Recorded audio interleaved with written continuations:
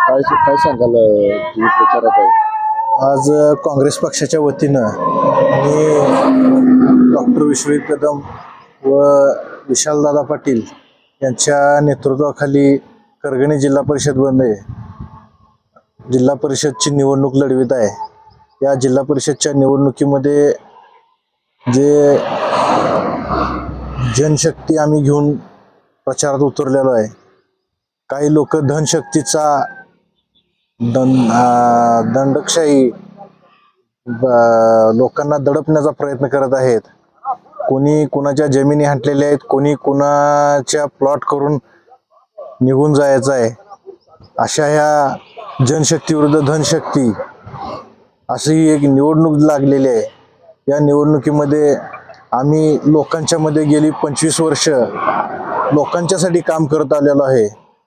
आज भारतीय विद्यापीठ असेल किंवा भारतीय हॉस्पिटल असेल किंवा शासकीय वेगवेगळ्या योजना असतील, या योजनांच्या माध्यमातून हजारो लोकांचे प्राण वाचवले असतील.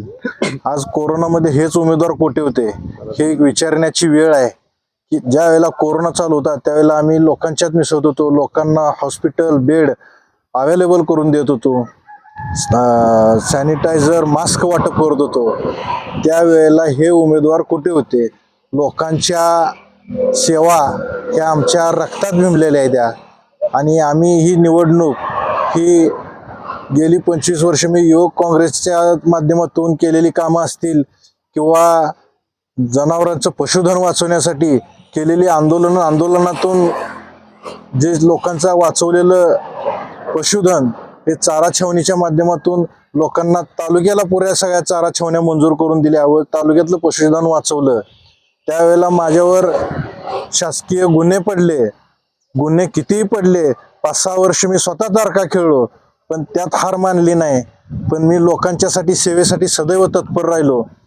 हा अशा लेवलचा माझा इतिहास आहे. एकदा माझ्या समोरच्या सर्व उमेदवारांचा इतिहास थोडासा बघावा आणि लोकांनी मग विचार करावा की लोकांच्यासाठी पळणाऱ्याला मतदान द्यावं का बाहेर जाऊन प्लॉटिंगला पैसे गुंतवणाऱ्याला का एखाद्याच्या जमिनी हडपणाऱ्याला मतदान द्यावं.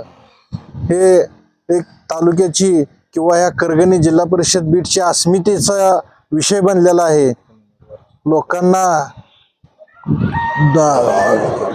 लोकांना गंडवणे, अडचणीत आणणे एवढंच ह्या बाकी माझ्या अपोजिटच्या उमेदवारांचा धंदा आहे. मी लोकांच्यासाठी सदैव तत्पर राहतोय.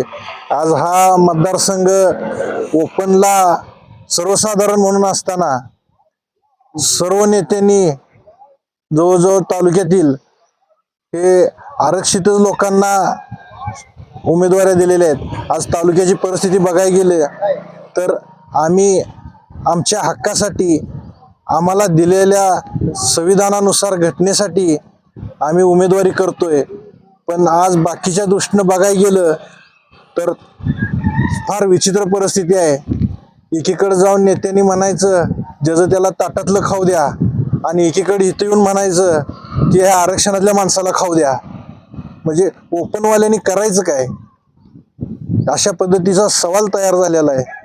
आज ही तालुक्यातील करगणी बीडची अस्मितेची लढाई म्हणून आम्ही लोकांच्या आशीर्वाद मागायसाठी लोकांच्या जवळ पोहोचण्याचा प्रयत्न करतोय. मला सर्वांनी निवडून द्यावं अशी मी इच्छा व्यक्त करतो. मी माझं पूर्ण आयुष्य या लोकांचा ऋणी राहील एवढं मी विनंती करतो. काय सांगाल प्रचार करताय?